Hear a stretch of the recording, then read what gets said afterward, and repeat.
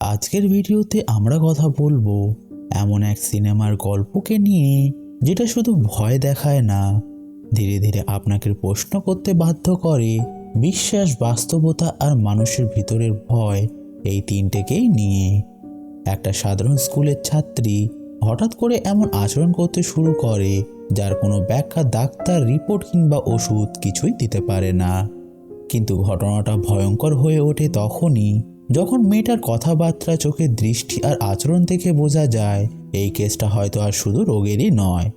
ঠিক তখনই সামনে আসে দুজন প্রেস, যাদের হাতে তুলে দেওয়া হয় একটা দায়িত্ব, মেয়েটার মধ্যে বাসা বাঁধা ভয়ঙ্কর অশুভ শক্তিকে হারিয়ে চিরতরে তাকে ধ্বংস করা।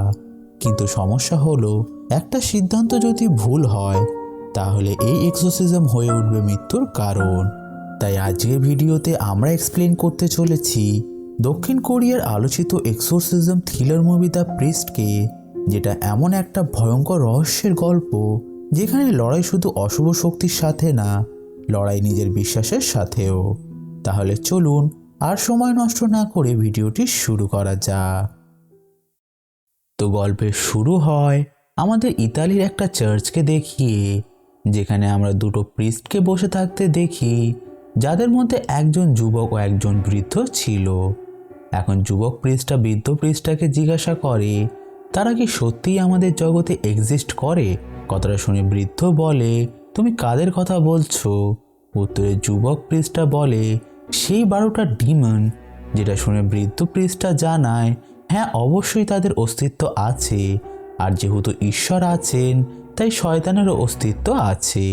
তাছাড়া এদের জন্য পৃথিবীতে সমস্ত ধরনের ঝামেলা আসে, যেমন মহামারী, যুদ্ধ ইত্যাদি, যার মানে হলো তাদেরকে এক ধরনের দুর্ভাগ্য বলে ধারণা করা হয়। কথাটা শুনে যুবক প্রিস্টটা জিজ্ঞাসা করে, তাহলে তারা লুকিয়ে কেন থাকে, প্রকাশ্যে সবার সামনে কেন আসে না? উত্তরে বৃদ্ধ প্রিস্টটা জানায়, এটা হলে যারা ঈশ্বরে অবিশ্বাসী তারাও ঈশ্বরকে বিশ্বাস করতে শুরু করে দেবে, যার ফলে এই সমস্ত ডিমন্সগুলো দুর্বল হয়ে পড়বে। আর এটা বলে সে জানায়, সেই 12টা ডিমন্সদের মধ্যে একটা ডিমন কোরিয়ার সোল শহরে আছে। তখনই আমরা ফাদারের হাতে একটা চিঠিও দেখি, যার মধ্যে ফাদার জং তাকে সাহায্যের জন্য সোল শহরে ডেকেছিল। এরপর দৃশ্য পরিবর্তন হয়ে আমাদের সোল শহরকে দেখানো হয়, যেখানকার একটা বিল্ডিং থেকে আমরা সেই বৃদ্ধ প্রিস্টটাকে একটা পশুকে কোলে নিয়ে গাড়িতে বসতে দেখি, যার সাথে সাথে যুবক প্রিস্টটা গাড়ি চালিয়ে এগিয়ে যেতে শুরু করে। আর আমরা বৃদ্ধ প্রিস্টটাকে গাড়িতে বসে অনবরত কিছু মন্ত্র পড়তে দেখি, যাতে তার কোলে থাকা পশুটাকে সে শান্ত রাখতে পারে, যার মানে হলো এই পশুটা মোটেও স্বাভাবিক ছিল না। এখন তাড়াহুড়ো করে যেতে গিয়ে যুবক প্রিস্টটা পথে একটা মেয়েকে গাড়ি দিয়ে ধাক্কা মেরে দেয়, কিন্তু অবাক করা বিষয় হলো তারা মেয়েটাকে সাহায্য করার জন্য না থেমে এগিয়ে চলে যায়। কিন্তু বিপদ তাদের শেষ হয় না, ফলে আরও কিছুটা এগিয়ে গেলে একটা ট্রাক এসে তাদের গাড়িতে ধাক্কা মেরে দেয়। ঘটনাটিতে প্রিস্টের হাতে থাকা পশুটা ছাড়া পেয়ে যায়, যে এগিয়ে এসে তাদের দুজনকে শেষ করে দেয়। এরপর আমাদের কিছু ছবির মাধ্যমে এক্সোরসিজমের বিষয়ে জানানো হয় যে এটি একটি ধর্মীয় রিচুয়াল, যার সাহায্যে শয়তানের আসর থেকে মানুষকে মুক্ত করা হয়। আর এই রিচুয়ালটি শুধুমাত্র সেই পাদ্রীই করতে পারবে যাকে ভ্যাটিকান থেকে অনুমতি দেওয়া হবে। এখন দৃশ্য পরিবর্তন হয়ে আমাদের কিছু পাদ্রীদের দেখানো হয়, যারা একটা বৈঠক করে একটা যুবতী মেয়ে ইয়াংশিনের বিষয়ে আলোচনা করছিল, যেখানে ফাদার কিমও উপস্থিত ছিল। আসলে ইয়াংশিনকে একটা ডিমন পোজেস করে রেখেছে, যার জন্য ফাদার কিম তার উপর এক্সোরসিজম করতে চায়, কিন্তু বাকি পাদ্রীরা তাতে সহমত হয় না, এমনকি বিশপও রাজি হয় না। যদিও ফাদার কিম এর আগেও মেয়েটির উপর একবার এক্সোরসিজম করেছে ফাদার জংকের সঙ্গে মিলে, যাকে আমরা শুরুতে ইটালির দুটো পাদ্রীকে সাহায্যের জন্য চিঠি পাঠাতে দেখেছিলাম। এখন বৈঠকে থাকা পাদ্রীদের কথার মাধ্যমে আমরা জানতে পারি ফাদার জং ও ফাদার কিম মিলে চার্চের অনুমতি ছাড়াই ইয়াংশিনের উপরে এক্সোরসিজম করেছিল, যেটাতে তারা অসফলও হয়ে যায়। আর এখন যেহেতু ফাদার জং এর অনেকটাই বয়স হয়ে গিয়েছে, তার জন্য সে হসপিটালে অ্যাডমিট আছে। এখন ফাদার কিম আবারও মেয়েটার উপর এক্সোরসিজম করার অনুমতি চাইলে বিশপ জানায় এতে করে এক্সোরসিজমের রিচুয়াল সকলের সামনে প্রকাশ হয়ে যাবে, ফলে আবারও যদি এক্সোরসিজম ব্যর্থ হয়ে গিয়ে মেয়েটার কিছু হয়ে যায় তাহলে চার্চের প্রতি মানুষের বিশ্বাস চলে যাবে। কথাটা শুনে ফাদার কিম বলে সে নিজে গিয়ে মেয়েটার সঙ্গে কথা বলেছে, যার দরুন সে জানতে পেরেছে ইয়াংশিং সবসময় কিছু অদ্ভুত আওয়াজ শুনতে পায়, যার ফলে সে ঘুমাতে পর্যন্ত পারে না। তাই তারা যদি মেয়েটার সাহায্য না করে তাহলে তাকে বাঁচানো কোনোভাবেই সম্ভব হবে না। কথাটা শুনে অবশেষে বিশপ কিমকে এক্সোরসিজমের জন্য অনুমতি দিয়ে দেয় এবং স্পষ্ট জানিয়ে দেয় যে যদি এসবের দরুন কোনো গোলমাল হয় তাহলে সেটা তার জন্য মোটেও ভালো হবে না। এখন এক্সোরসিজম করার জন্য ফাদার কিমের যেহেতু একজন অ্যাসিস্ট্যান্ট ও ডক্টরের প্রয়োজন ছিল, যাতে রিচুয়াল শুরু হওয়ার আগে সে ডক্টরের দিয়ে ইয়াংশিংকে চেক আপ করাতে পারে যে তার আসলেই মানসিক কোনো সমস্যা আছে কি না, না হলে পরে এটা মেডিকেল সায়েন্স তাদের বিরুদ্ধে কাজে লাগাতে পারে। তাই সেখানে থাকা একটা ফাদার তাকে জিজ্ঞাসা করে সে এই পথ দুটোর জন্য কারোর কথা ভেবেছে কি না। উত্তরে ফাদার কিম জানায় সে ক্যাথলিক বিশ্ববিদ্যালয়ে ডক্টর পার্ক হিউজিনের সঙ্গে কথা বলেছে এই বিষয়ে। তাছাড়া অ্যাসিস্ট্যান্ট ডিকেন তাদের এই রিচুয়ালে সাহায্য করবে, যার ভূমিকা অনেক গুরুত্বপূর্ণ হবে। তাই সে 1 সপ্তাহের মধ্যে সঠিক প্রার্থী নির্বাচন করে নেবে। এরপর আমাদের ইয়াংশিনকে দেখানো হয় যে হসপিটালের মধ্যে তার রুমের দরজা ভিতর থেকে বন্ধ করে জানালা দিয়ে ঝাঁপ দেয় নিজেকে শেষ করার জন্য, কিন্তু একটা গাড়ির উপরে মারাত্মকভাবে পড়ার পরও তার কিছুই হয় না, যেটা দেখে স্পষ্টই বোঝা যাচ্ছিল যে তার মধ্যে থাকা ডিমনগুলো তাকে সহজে শেষ হতে দেবে না। দৃশ্য পরিবর্তন হয়ে আমাদের 6 মাস পরের ঘটনাকে দেখানো হয়, যেখানে আমরা ফাদার কিমকে একটা ক্যাথলিক স্কুলের মধ্যে দেখি যে সেখানকার ডিনের সঙ্গে কথা বলে তাকে এমন এক ছাত্রের সন্ধান দিতে বলে যে সাহসী এবং সে ল্যাটিন, জার্মানি, চাইনিজ এই সমস্ত ভাষায় দক্ষ হবে, কারণ যেমনটা আমরা জানি ডিমনরা বেশিরভাগ সময় ল্যাটিন ভাষাতেই কথা বলে। তাছাড়া সবথেকে গুরুত্বপূর্ণ তার জন্ম টাইগার অফ দ্য ইয়ারে হতে হবে, যেটা কোরিয়ান জোডিয়াকের সঙ্গে যুক্ত ছিল, কারণ যাদের জন্ম এই বছরে হয় তাদেরকে সাহসী বলে ধারণা করা হয়। এখন বিষয়টা জানার পর স্কুলের টিন পুরানো রেকর্ডগুলো চেক করে একটা ছাত্রের নাম পেয়েও যায়, যাকে দেখে ডিন তার মাথায় হাত দিয়ে দেয়, কারণ এই ছেলেটা খুবই ডানপিটে ও বদমাশ ছিল, যে চিটিং করে পরীক্ষায় পাশ করত এবং স্কুলের মধ্যে তার বন্ধুদের নিয়ে ড্রিঙ্ক করত। কিন্তু আর কোনো উপায় না থাকায় স্কুলের ডিন তাকে তার অফিসে ডাকে, যার নাম ছিল চই। এখন চই ডিনের অফিসে পৌঁছালে জানতে পারে তাকে একটা আনঅফিসিয়াল এক্সোরসিজমে ফাদার কিমের অ্যাসিস্ট্যান্ট হিসাবে কাজ করতে হবে, যেটা বলে সে চইকে ফাদার কিমের রেখে যাওয়া কিছু কাগজপত্র দিয়ে জানায় এতে ফাদার কিমের আগের অ্যাসিস্ট্যান্টের নাম ঠিকানা আছে, তাই সে যেন সেখানে গিয়ে তার থেকে বাকি কেসের তথ্যগুলো সংগ্রহ করে নেয়, যেটাতে চই রাজি হয়ে যায়। এরপর পরের দিন সকালে আমরা চইকে কিমের প্রাক্তন অ্যাসিস্ট্যান্ট পার্কের বাড়িতে যেতে দেখি, যেখানে পৌঁছে সে তাকে তার এখানে আসার উদ্দেশ্য জানায়, যেটা জানার পর পার্ক তাকে কিছু জিনিস দেয় যেগুলো একজন অ্যাসিস্ট্যান্টের কাছে থাকা খুবই প্রয়োজনীয়। শুধু এটাই নয়, সে তাকে কিছু টেপ রেকর্ডারও দেয় যেগুলো তারা ইয়াংশিনের এক্সোরসিজম চলাকালীন রেকর্ড করেছিল। এখন কাগজপত্রগুলো চেক করার সময় চই পার্ককে জিজ্ঞাসা করে সে তার জায়গা ছেড়ে কেন দিয়েছে। উত্তরে পার্ক জানায় তার শরীর ভালো ছিল না, আর তাছাড়া তার পারিবারিক কিছু সমস্যার কারণে সে ঠিকমতো রিচুয়ালে থাকতে পারত না। কথাটা শুনে চই জিজ্ঞাসা করে কেমন পারিবারিক সমস্যা। উত্তরে পার্ক প্রচণ্ড রেগে গিয়ে জানায় এটা তার জানার কোনো প্রয়োজন নেই, তাই চই তার কাছে ক্ষমা চেয়ে নেয়। এখন পার্ক চইকে কিছু বলতে যাবে, ঠিক তখনই সেখানে ফাদার কিম চলে আসে, যে পার্ককে দরজা খুলতে বললে প্রথমে তো পার্ক এমন ভান করে যেন সেখানে কিছুই হয়নি, কিন্তু ফাদার কিম তাকে অনেকবার ডাকাডাকি করলে অবশেষে সে তাকে উল্টোপাল্টা বলে সেখান থেকে ভাগিয়ে দেয়, যেটা দেখে আমরা বুঝতে পারি অতীতে কিছু তো ভয়ঙ্কর অবশ্যই ঘটেছে, যার জন্য পার্কের সঙ্গে কিমের সম্পর্ক অনেকটাই খারাপ হয়ে গিয়েছে।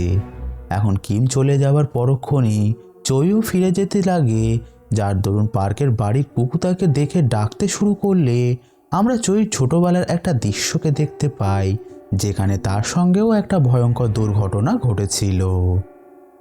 এরপর বাড়ি ফিরে চই সেই রেকর্ডিংগুলো শুনতে শুরু করে যেটা তাকে পার্ক দিয়েছিল, যার মধ্যে সে ইয়াংসিন ও ফাদার কিমের কথোপকথন শুনতে পায়, যেখানে ইয়াংসিন বলছিল ব্রেন সার্জারির পর সে ভালো হয়ে যাবে, যেটা বলে সে ফাদারকে উদ্দেশ্য করে বলে সে তাকে স্পর্শ কেন করছে, যেটা শুনে চইর মনে হয় ফাদার কিম ইয়াংসিনকে হয়তো তখন খারাপভাবে স্পর্শ করার চেষ্টা করছিল। এখানে ইয়াংসিন অন্য একটা ভাষায় বারবার একটা কথাই বলছিল, যেটাকে চই তার ডায়েরিতে লেখার পর জানতে পারে কথাটার মানে হলো ইউ মাস্ট এস্কেপ। অন্যদিকে একই সময় আমরা ফাদার কিমকে দেখতে পাই যে হসপিটালের মধ্যে ফাদার জংয়ের রুমে গিয়ে সেখানে থাকা সেই দুজন প্রিস্টের ফাইল বার করে নেয়, যাদের শুরুতে একটা অ্যাক্সিডেন্টে মৃত্যু হয়েছিল। এরপর আমরা ফাদার কিমকে কারোর সঙ্গে ফোনে কথা বলতে দেখি, যে তাকে জানায় সেই দুজন প্রিস্টের মৃত্যুর সঙ্গে ইয়াংসিনের কোনো না কোনো কানেকশন অবশ্যই আছে, যেটার সাথে সাথে আমাদের একটা ফ্ল্যাশব্যাক দেখিয়ে জানানো হয় সেই দিন রাতে আসলে কি ঘটেছিল। আসলে যে মেয়েটার সঙ্গে প্রিস্টদের গাড়ির অ্যাক্সিডেন্ট হয়েছিল সেটা আর কেউ নয়, ইয়াংসিনই ছিল। এদিকে বাড়ির মধ্যে চই আরও কিছু রেকর্ডিং শুনলে তার মধ্যে সে রিচুয়াল চলাকালীন করা রেকর্ডিংটা শুনতে পায়, যেখানে ইয়াংসিন পোজেস অবস্থায় পার্কে কিছু হুমকি দেয়, যেটাতে সে প্রচণ্ড ভয় পেয়ে গিয়েছিল। তাই সম্ভবত এই কারণে সে চার্চের সামনে ফাদার কিমের উপর দোষারোপ করেছিল যে ফাদার কিম ইয়াংসিনের সঙ্গে খারাপ করার চেষ্টা করেছে, যাতে তাকে আর এই রিচুয়ালে না থাকতে হয়। এখন বিষয়টা নিয়ে চই চিন্তা করছিল, ঠিক তখনই তার রুমের দরজায় কেউ নক করে ওঠে। তাই চই যখন গিয়ে দরজা খোলে সে সেখানে সেই কুকুরটাকে দেখতে পায়, যাকে সে সকালে পার্কের বাড়িতে দেখেছিল। ফলে কুকুরটাকে দেখে চই প্রচণ্ড ভয় পেয়ে যায়, আর ঠিক তখনই কুকুরটা তার উপর আক্রমণ করে দিলে চই একটা ক্যাঁচি দিয়ে সেই কুকুরটাকে একাধিকবার আঘাত করে তাকে সেখানেই শেষ করে দেয়। কিন্তু পরক্ষণে সেই কুকুরটা একটা বাচ্চা মেয়েতে পরিণত হয়ে যায়, যাকে দেখে চই প্রচণ্ড ভয় পেয়ে যায়। আর ঠিক তখনই চইয়ের ঘুম ভেঙে গেলে আমরা বুঝতে পারি এটা আসলে চইয়ের একটা দুঃস্বপ্ন ছিল। এখন চই নিজেকে সামলাতো, ঠিক তখনই তার ফোন বেজে ওঠে, যেটাকে রিসিভ করলে চই জানতে পারে কলটা আসলে ফাদার কিম করেছে, যে আগে থেকেই তার দেখা দুঃস্বপ্নের বিষয়ে জানতো। তাই কিম চইকে পরের দিন সকালে তার সঙ্গে দেখা করতে বলে, কারণ সে সকাল থেকে এক্সোরসিজম শুরু করতে চাইছিল, যেটাতে চই রাজি হয়ে যায়। আসলে কাল 15 জুলাই ছিল, যে দিনটাকে বুদ্ধিজমে ফেস্টিভ্যাল অফ হাংরি ঘোষ হিসাবে ধরা হয়, কারণ এই দিনে শুভ শক্তি সব থেকে বেশি শক্তিশালী হয়ে ওঠে। তাই এই দিনটি তাদের কাছে সব থেকে গুরুত্বপূর্ণ ছিল। এখন তৈরি হয়ে চই বার হলে পথে তার সঙ্গে ডিনের দেখা হয়ে যায়, যে তাকে সাবওয়ে পর্যন্ত লিফট দেওয়ার কথা বললে চই তার গাড়িতে উঠে যায়। এরপর সাবওয়েতে পৌঁছে গাড়ি থেকে নামার সময় ডিন চইকে একটা ক্যামেরা দিয়ে তাকে সব কিছু রেকর্ড করতে বলে, কারণ সে জানতে চাইছিল ফাদার কিম রিচুয়াল চলাকালীন সত্যি ইয়াংসিনকে মোলেস্ট করে কি না, যেটা সে বিশপের কথায় করছিল। আর এটা দেখে আমরা বুঝতে পারি এই কারণে বিশপ ফাদার কিমকে এক্সোরসিজমের অনুমতি দিয়েছিল, যাতে সে তার বিরুদ্ধে প্রমাণ জোগাড় করতে পারে।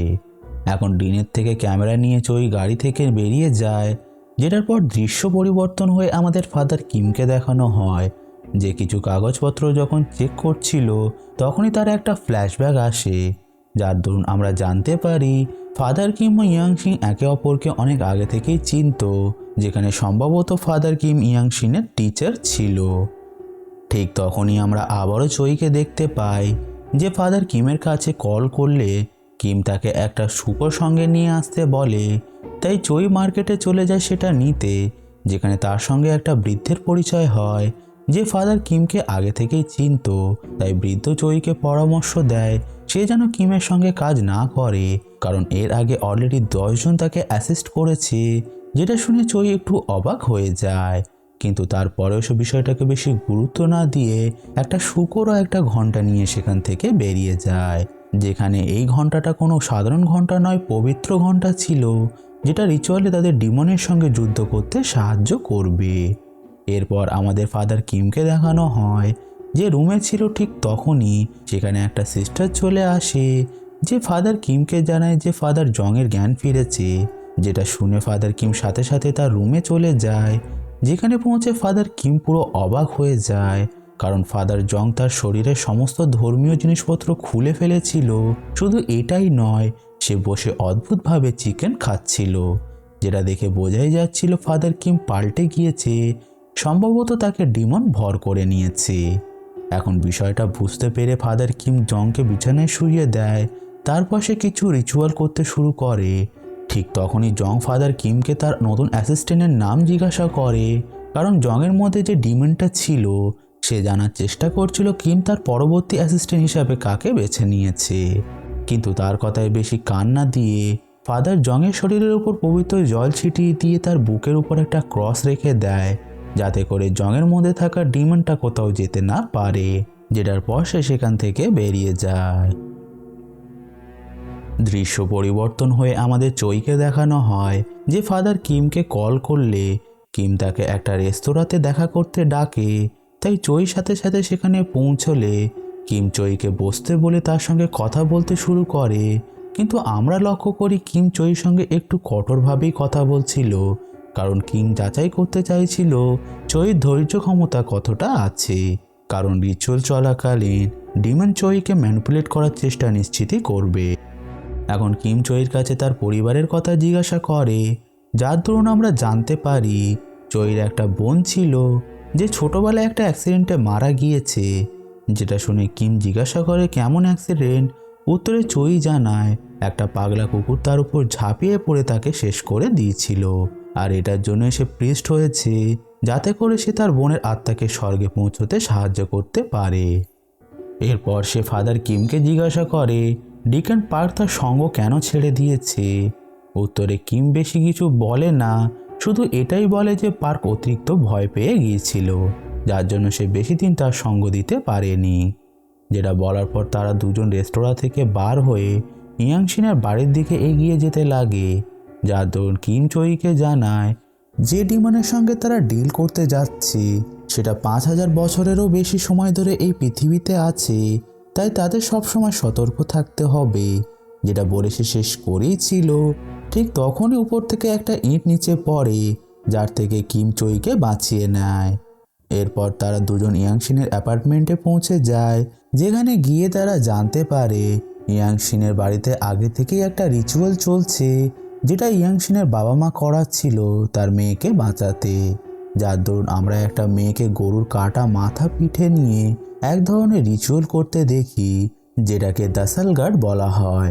কিন্তু অনেক চেষ্টা করার পরেও তারা রিচুয়ালটা সম্পূর্ণ করতে পারে না, কারণ ইয়াংশিনের মধ্যে থাকা ডিমন বারবার তাদের রিচুয়াল নষ্ট করে দিচ্ছিল। তাই অবশেষে ফাদার কিমের পালা আসে, যে চইকে নিয়ে বাড়ির ভিতরে গিয়ে প্রথমে ইয়াংশিনকে ডক্টরের দ্বারা চেক আপ করিয়ে নেয়। তারপর সে বাকি কাজ শুরু করে, যার দরুন আমরা চইকে লবণ দিয়ে একটা সীমারেখা বানাতে দেখি, যেটাকে কিম তাকে পার করতে মানা করে, কারণ এই রেখার বাইরে থাকলেই সে সুরক্ষিত থাকবে। এখন কথাটা বলার পর ফাদার কিম চইকে তার নোটবুক পাশে রেখে প্রার্থনা শুরু করতে বলে। তাই চই চুপি চুপি ডিনের দেওয়া ক্যামেরাটা চালু করে দিয়ে প্রার্থনা শুরু করে দেয়। আর এখানে আপনাদের জানিয়ে দিই, চইর পজিশন প্রিস্টের পরেই আসে, মানে তার অ্যাসিস্ট্যান্ট, যাকে ডিকেনও বলা হয়। এখন চইকে প্রার্থনা করতে দেখে ফাদার কিম একটা আয়না হাতে নিয়ে ইয়াংশিনের মুখের সামনে ধরে কিছু মন্ত্র পড়তে শুরু করে, কিন্তু তাতে ইয়াংশিনের মধ্যে কোনো হেলদোল দেখা যায় না। তখনই ফাদার কিম চইর ব্যাগের মধ্যে লুকানো ক্যামেরাটা দেখতে পেয়ে সেটাকে বন্ধ করে দেয়। এরপর সে আবারও রিচুয়াল শুরু করতে যাবে, ঠিক তখনই ইয়াংশিন বলে ওঠে সে এখন সুস্থ বোধ করছে, তাই সে যেন তার হাত পায়ের বাঁধন খুলে দেয়। কিন্তু ফাদার কিম যেহেতু জানতো এটা ইয়াংশিনের মধ্যে থাকা ডিমনের একটা চাল, তাই সে কথাগুলোতে কান না দিয়ে একটা ক্রস বার করে সেটা ইয়াংশিনের বুকের উপরে রাখতে রাখতে কিছু মন্ত্র পাঠ করতে শুরু করলে হঠাৎ করে ইয়াংশিনের মধ্যে থাকা ডিমনটি কিছুক্ষণের জন্য অ্যাক্টিভ হয়ে যায়। ফলে বিষয়টা দেখে ফাদার কিম এবার তার উপরে হোলি স্কার্ফ রাখে, যার সাথে সাথে রুমের বাতিগুলো ফ্লিকার করে উঠে ফেটে যায় এবং ধীরে ধীরে রুমের মধ্যে শয়ে শয়ে আরশোলা ও পোকামাকড় আসতে শুরু করে, যেগুলো ইয়াংশিনের শরীরকেও ঘিরে নেয়। কিন্তু ফাদার কিমের মন্ত্রের জোরে সেগুলো আবারও নিজেদের জায়গায় ফিরে গেলে ঠিক তখনই আমরা ডিমনটাকে অ্যাক্টিভ হতে দেখি, যে বিভিন্ন ভাষায় কিছু কথা বলতে শুরু করলে চই সেগুলো নিজের নোটবুকের মধ্যে লিখতে শুরু করে। তখনই আমরা লক্ষ্য করি ইয়াংসিনের শরীরে অসংখ্য কালো দাগ ফুটে উঠছে। তাই ফাদার কিম ডিমনটাকে জিজ্ঞাসা করে সে কোথায় থেকে এসেছে। উত্তরে ডিমনটা জানায় তারা সমস্ত জায়গায় ছড়িয়ে আছে আর সব জায়গাতেই ঘুরে বেড়াচ্ছে। শুধু এটাই নয়, তারা 2430 জন মানুষকে পজেস করে রেখেছে। কথাটা শুনে ফাদার কিম জিজ্ঞাসা করে তারা পৃথিবীতে কতদিন ধরে আছে। উত্তরে ডিমনটা জানায় তারা এখানে তখন থেকে আছে যখন এই পৃথিবীতে মাত্র 32 লক্ষ মানুষ উপস্থিত ছিল। আর এটা শুনে আমরা বুঝতে পারি কিমের কথাটাই সঠিক ছিল যে তারা এখানে 5000 বছরেরও বেশি সময় ধরে উপস্থিত আছে। ডিমনটা আরও জানায় এই পৃথিবীতে যতগুলো দুঃখ, কষ্ট, রোগ, যন্ত্রণা, যুদ্ধ ছড়ায় সেগুলো তাদের জন্যই ঘটে। এসবের পিছনে তাদেরই হাত আছে। আর ঠিক এই একই কথাটা আমাদের শুরুতেও বলা হয়েছিল, মানে সেই 12টা ডিমনের কথা যারা খুবই শক্তিশালী। এখন কথাগুলো শুনে ফাদার কিম জিজ্ঞাসা করে তাদের এখানে আসার আসল উদ্দেশ্যটা কি। উত্তরে ডিমনটা জানায় মানুষকে তাদের আসল রূপটা দেখাতে, যে তারা শুধু বাদর ছাড়া আর কিছুই নয়। যেটাতে কিম জিজ্ঞাসা করে তারা কার পুজো করে। উত্তরে ডিমনটা জানায় ফলেন এঞ্জেল লুসিফারের। এরপর ডিমনটা আরও জানায় তারা আগেই জিতে গিয়েছে, কারণ তারা লোকচক্ষুর আড়ালে লুকিয়ে থাকে যাতে মানুষের বিশ্বাস ঈশ্বরের দিকে চলে না যায়। কারণ তারা দিনে দুপুরে লোকচক্ষুর সামনে চলে আসলে মানুষের ঈশ্বরের প্রতি বিশ্বাস বেড়ে যাবে। এখানে আমরা ডিমনটার কথার দ্বারা এটাও বুঝতে পারি আসলে তার একটা মেল বডির প্রয়োজন ছিল, কিন্তু বাধ্য হয়ে তাকে ইয়াংশিনের বডিতে প্রবেশ করতে হয়। এখন এসব জানার পর ফাদার কিম চইয়ের কাছে গিয়ে জিজ্ঞাসা করে ডিমনটা এতক্ষণে কতগুলো ভাষা বলেছে। চই জানায় 4 ধরনের ভাষায় কথা বলেছে। যেটা জানার পর ফাদার কিম পবিত্র জল ছিটিয়ে আবারও স্কার্ফটা ইয়াংশিনের মুখের ওপর রেখে মন্ত্র পড়তে শুরু করলে সে রক্তবমি করে দেয়, যেটা গিয়ে মাদার মেরির ছবিতে গিয়ে পড়ে, যেখানে দুটো সাপও ছিল, ইন্ডিকেটিং লুসিফার। তাছাড়া ইয়াংশিনকে ভর করা ডিমনটা কোনো সাধারণ ডিমন নয়, সে শুরুতে বলা সেই 12টা ডিমনের মধ্যে একটা ছিল। এখন ঠিক সেই মুহূর্তে আমরা ইয়াংশিনকে কান্না করতে দেখি, যাকে দেখে মনে হচ্ছিল সে যেন ঠিক হয়ে গিয়েছে। কিন্তু হঠাৎ করে চই লক্ষ্য করে ফাদার কিম ইয়াংশিনের গলা চেপে ধরেছে। ফলে সে সাথে সাথে লবণের সীমারেখা পার করে ফাদার কিমকে ইয়াংশিনের উপর থেকে সরিয়ে দিয়ে নিজেই ফাদার কিমের গলা চেপে ধরে তাকে বেহুশ করে দেয়। তখনই ইয়াংশিনকে হাসতে শুনে চই বুঝে যায় যে সে ডিমনটার জালে পা দিয়ে দিয়েছে। তাই তাকে বাঁচাতে ফাদার কিম আবারও উঠে দাঁড়িয়ে ইয়াংশিনের কপালে ক্রস ঠেকিয়ে পুনরায় মন্ত্র পড়তে শুরু করে, কিন্তু তাতে কোনো লাভ হয় না, বরং ডিমনটি উল্টো ফাদার কিমের উপর আক্রমণ করে তাকে আবারও বেহুশ করে দেয়। এরপর সে চইকে তার ডিকানের সঙ্গে বলা কথাগুলো বলে মক করতে শুরু করে, যেটাতে চই ভয় পেয়ে গেলে পরক্ষণে সে তার পিছনে কাউকে অনুভব করে যে তার হাতে স্পর্শ করলে চই লক্ষ্য করে তার হাতেও কালো ছাপ ফুটে উঠতে শুরু করেছে। যেটা দেখে সে আরও ভয় পেয়ে গেলে ডিমনটা তাকে এখনই সেখান থেকে পালিয়ে বাইরে গিয়ে সবাইকে বলতে বলে যে ভিতরে কোনো ডিমন নেই, শুধু একটা পাগল প্রিস্টই আছে। কিন্তু চই তার কথা না শুনলে এবার সে তার ছোটবেলাকার একটা ভয়ঙ্কর ঘটনা মনে করিয়ে দেয়, যেটা হলো ছোটবেলায় একদিন চই যখন তার ছোট বোনের সঙ্গে বাড়ি ফিরছিল, তখনই তাদের উপর একটা হিংস্র কুকুর এসে আক্রমণ করে দেয়।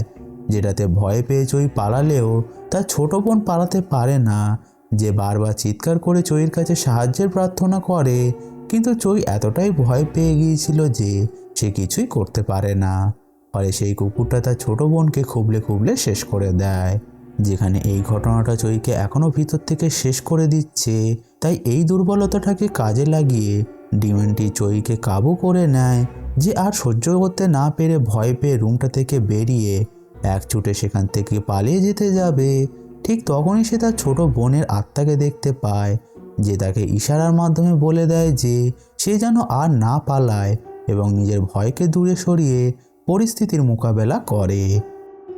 অন্যদিকে একই সময় আমরা ফাদার কিমকে নিজের হুঁশে ফিরে আসতে দেখি, যে বাড়ির বাইরে গিয়ে চুপচাপ বসেছিল। ঠিক তখনই তার কাছে চই ফিরে আসে, যাকে দেখে ফাদার কিম বলে তুমি ফিরে এলে। উত্তরে চই জানায় সে ঠিক করেই নিয়েছে, আর সেই ইয়াংশিনকে মুক্ত করেই ফিরবে। কথাটা শুনে ফাদার কিমও তার সঙ্গে প্রতিজ্ঞা করে নিয়ে বাড়ির ভিতরে ঢুকতে গেলে ইয়াংশিনের মা বাবা তাদের পথ আটকে দেয় কারণ তাদের মতে এক্সোসিজম এগোলে তাদের মেয়ে মারা যাবে। কিন্তু ফাদার কিম আর পিছু হটতে চাইছিল না, তাই সে তাদের কথায় কর্ণপাত না করে সোজা ইয়ংসিনের রুমে চলে যায়, যেটার পর সে চইকে বলে তাদের আনা পিগলেটটাকে রুমের ভিতরে নিয়ে আসতে। তাই চই সেটাই করলে ফাদার কিম পিগলেটটার রক্ত দিয়ে ইয়াংসিনের কপালে একটা ক্রস বানিয়ে পুনরায় রিচুয়াল শুরু করে দেয়, যাতে তারা ডিমনটাকে পিগলেটের মধ্যে ট্রান্সফার করতে পারে। এরপর মন্ত্র পড়তে পড়তে ফাদার কিম একটা ত্রিশূলের মতো জিনিস হাতে নিয়ে সেটা ইয়াংসিনের গলায় চেপে ধরে ডিমনটাকে তার নাম বলতে বলে। কিন্তু এই পর্যায়ে ডিমনটা যেহেতু একটু অ্যাগ্রেসিভ হয়ে গিয়েছিল, তাই সে পৃথিবীতে আসা কিছু সংকটের কথা বলতে শুরু করে, যেটা ঠিক এমন ছিল আগামী 342 দিনের মধ্যে ব্রিজ ভেঙে 78 জন লোক মারা যাবে। শুধু এটাই নয়, আগামী 22 বছরের মধ্যে বিল্ডিং ভেঙে 6000-এরও বেশি মানুষ মারা যাবে। আর তার 19 বছরের মধ্যে মানুষ নিজেদের আবিষ্কারের কারণেই ধ্বংস হয়ে যাবে, যেটা কোথাও না কোথাও করোনার হিন্ট ছিল। এখন কথাগুলো শুনে ফাদার কিম ও চই দুজনেই মিলে তাদের প্রার্থনার শক্তি ব্যবহার করে ডিমনটাকে তার নাম বলতে বললে অবশেষে ডিমনটা যন্ত্রণা সহ্য করতে না পেরে তার আসল রূপে এসে তার নামটা বলে দেয়, যেটা ছিল ম্যালফাস। ফলে নাম জানার পর ফাদার কিম আর এক মুহূর্ত সময় নষ্ট না করে ডিমনটাকে ঈশ্বরের নামে তাকে ইয়ংসিনের দেহ ছেড়ে পিগলেটের মধ্যে প্রবেশ করতে আদেশ দেয়, যেটাতে বাধ্য হয়ে ডিমনটাকে ইয়াংসিনের দেহ ছেড়ে দিতে হয়। কিন্তু ডিমনটি দেহ ছাড়ার সাথে সাথে ইয়াংসিনের হৃদস্পন্দন বন্ধ হয়ে যায়, যেটা বুঝতে পেরে ফাদার কিম প্রচণ্ড ভেঙে পড়ে, কারণ ইয়াংসিং তার কাছে তার মেয়ের মতো ছিল।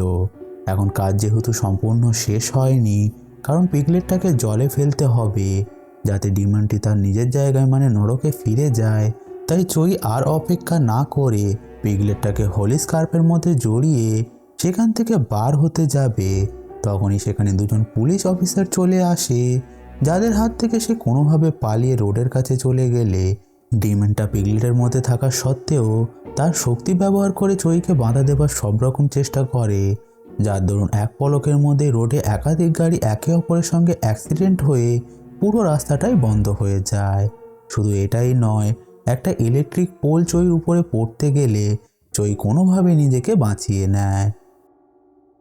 এরপর সে একটা ট্যাক্সিতে বসে ড্রাইভারকে সব থেকে কাছাকাছি নদীর কাছে নিয়ে যেতে বলে, যেটাতে ড্রাইভার গাড়ি চালু করে এগিয়ে যেতে শুরু করলে আমরা চইকে প্রার্থনা করে ডিমনটাকে শান্ত রাখার চেষ্টা করতে দেখি। অন্যদিকে ইয়াংসিনের বাড়িতে পুলিশের একটা টিম ও অ্যাম্বুলেন্স চলে আসে, যেখানে পুলিশ ইয়াংসিনকে হত্যা করার অপরাধে ফাদার কিমকে অ্যারেস্ট করে নেয়, যে পুরো চুপচাপ হয়ে গিয়েছিল, ফলে সে আর কোনো কথাই বলছিল না। তখনই আমাদের আবারও চইকে দেখানো হয় যে একটা নদীর ধারে পৌঁছে গেলে ট্যাক্সি ড্রাইভার যখন গাড়িটাকে থামায়, তখন তাড়াহুড়ো করে গাড়ি থেকে নামতে গিয়ে চইর অ্যাক্সিডেন্ট হতে হতে সে বেঁচে যায়, কারণ সঠিক সময় ট্যাক্সি ড্রাইভার তাকে ধরে নিয়েছিল। ঘটনাটির পর চই গাড়ি থেকে নেমে কোনোভাবে নদীর ঘাটের দিকে দৌড়াতে শুরু করে, যার শরীরে সেই কালো দাগগুলো আরও ভরে গিয়েছিল, যার ফলে সে খুব কষ্টে এগিয়ে যেতে যেতে একটা পর্যায়ে চই বুঝে যায় যে সে ঘাট পর্যন্ত পৌঁছতে পারবে না। তার জন্য সে নিজের জীবনের পরোয়া না করে পিগলেটটাকে হাতে নিয়ে ব্রিজ থেকে নদীতে ঝাঁপ দিয়ে দেয়, যার সাথে সাথে ফাদার কিমের শরীরের দাগগুলো মিলিয়ে যেতে শুরু করে, যেটা দেখে ফাদার কিম বুঝে যায় তারা ডিমনটাকে শেষ করতে সক্ষম হয়েছে। তখনই আমাদের চইকে দেখানো হয় যে নদী থেকে উঠে এসে আবারও ব্রিজের উপরে চলে আসে, যে অলৌকিকভাবে বেঁচে গিয়েছিল। শুধু এটাই নয়, আমরা লক্ষ্য করি তার শরীরের দাগগুলোও গায়েব হয়ে গিয়েছে, যে কাজটাতে সফল হয়ে খুবই খুশি হয়। দৃশ্য পরিবর্তন হয়ে আমাদের অ্যাম্বুলেন্সের মধ্যে ইয়াংসিনকে দেখানো হয়, যার হাতটা হঠাৎ করে নড়ে ওঠে, যার মানে সেও বেঁচে গিয়েছিল, কারণ শুভ শক্তির জয় হয়েছে। আর এটা দেখানোর সাথে সাথে মুভিটি এখানেই শেষ হয়ে যায়। তো বন্ধুরা, এটাই ছিল দ্য প্রিস্ট মুভির ডিটেল এক্সপ্লেনেশন। আশা করছি এই ভিডিওটা আপনাদের ভালো লেগেছে। যদি ভালো লেগে থাকে তাহলে ভিডিওটাকে লাইক করুন। এছাড়া মুভিটির কাহিনীকে নিয়ে আপনাদের কোনো প্রশ্ন বা মতামত থাকলে অবশ্যই কমেন্ট করে জানাতে ভুলবেন না। এছাড়া এই মুভিটির দ্বিতীয় পার্টও আছে, যেটা খুব দ্রুতই চ্যানেলে আসতে চলেছে। তাই এখনও চ্যানেলটিকে সাবস্ক্রাইব করে না থাকলে এখনই সাবস্ক্রাইব করে পাশে থাকা বেল আইকনটিকে প্রেস করে দিন। তাহলে আমি আবারও আসবো এমনই কিছু এক্সপ্লেনেশন নিয়ে। Till then keep watching.